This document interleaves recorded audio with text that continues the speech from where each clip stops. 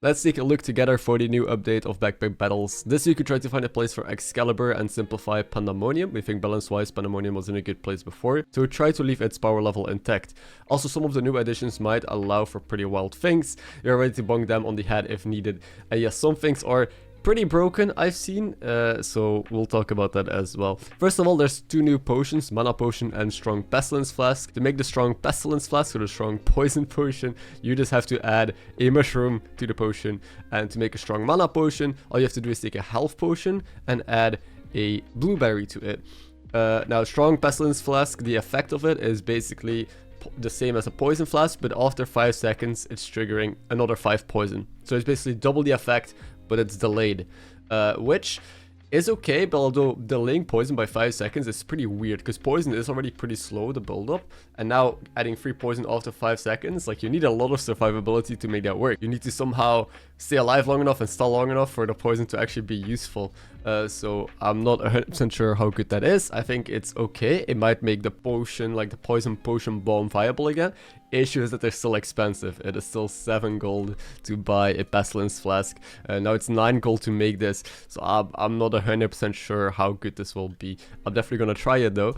And the mana potion, the interesting thing is it gives you, I think, 4 mana whenever you consume or use mana. So whenever any item on your board uses mana, this will trigger, give you 4 mana and a luck, which is also important because this means that you can trigger it really fast. You could trigger it like at the start of combat pretty much. If you have something instantly using mana, if you start with like the leaf, for example, which gives you mana at the start, the ranger item. And the use case for this is basically it will instantly give you more mana, so you can instantly pop off with whatever you want. For example, with the new Excalibur that we'll talk about in a second.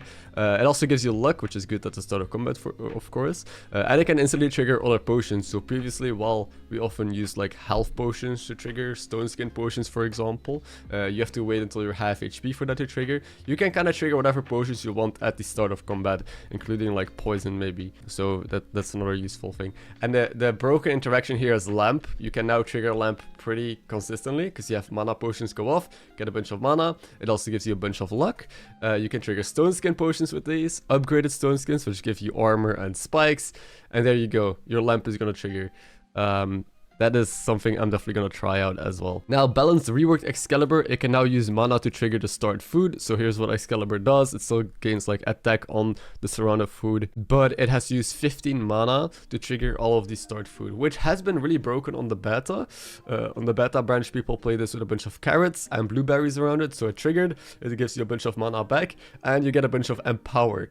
And with empower, you just play whatever weapons you want and they start dealing crazy amounts of damage. So yeah, you might do some other interactions with this. I don't know, maybe it works with mushrooms, okay. But it's pretty hard though to set up for. You need a lot of things to actually get it to that point of being crazy broken. But once you get there, it seems really good. Pandamonium. So they said the power level of this was okay. They mainly removed like the speed up effect, which is the little diamond, and the pattern change. So this is how you have to position the food now, which might make positioning more interesting. There might be some more cool things you can do with it now, or ways that you can fit them, for example, under a scythe. You could even play like triple pandemonium now under scythe, if I'm not wrong. Maybe I'm wrong, I don't know. But it definitely opens up more doors for the weapon. And the stamina is slightly reduced, just a small buff, I guess. Staff of Unhealing, it got nerfed because this was one of the strongest Reaper builds. The cooldown went from 1.8 to 2. And the mana cost went to 6. Quite significant, honestly. Like, now you really can't play too many other weapons with it. Like, Mana First was a popular side weapon with Staff of Unhealing, but now you might have to think twice about it, because if you face a Shield of Valor or something, or you just, you know, speed everything up too much, you might start honking, you might not be permanently unhealing, and you need to have enough mana to constantly have it going, so you need maybe an extra mana orb at this point. Yeah, then there is Tusk Piercer. This didn't see a lot of play, because there's just so much Ripsaw Blade that just removes spikes, making Tusk Piercer kind of bad. Start of battle, it now gives 2 spikes instead of 1, so you try to buff it. I don't think this buff is super relevant. It's stronger early, but you still just insta-lose to Ripsaw Blade. So you still have the same issue with it. We just need to wait until people play less Bloodthorn and therefore less Ripsaw Blade, and then this thing will finally, you know, be able to see some play. I think it could be good though, because if you think about it, if you play it like really early and you have a weapon go off multiple times and then this attacks, it uses up all the spikes. It's actually really big, but it just never really gets to shine. Poison Ivy, the class item that people still don't pick in Ranger, now gives resistance against all debuffs, not just poison. Every debuff you get resistance against, which is kind of massive. This could be like actually really good depending on what people play. Let's say the poison comp becomes really good, or people play more of whatever other debuffs they want to play, like blind, you know, it's really good against blind. If that's still strong, you just basically are good against every debuff. Poison Ivy is still not amazing, like generating spikes and inflicting poison and all that synergy isn't great for a Ranger. But yeah, you might have finally an opportunity to maybe pick this sometimes. I still don't think it's better than Arrow or Leaf. I think you'll still pick those most of the time, but hey, you could think about it now. Limp of Coal's trigger chance on weapons got increased but to 70%. I feel like it already got increased last time, I'm not sure, but the block also got increased from 4 to 5.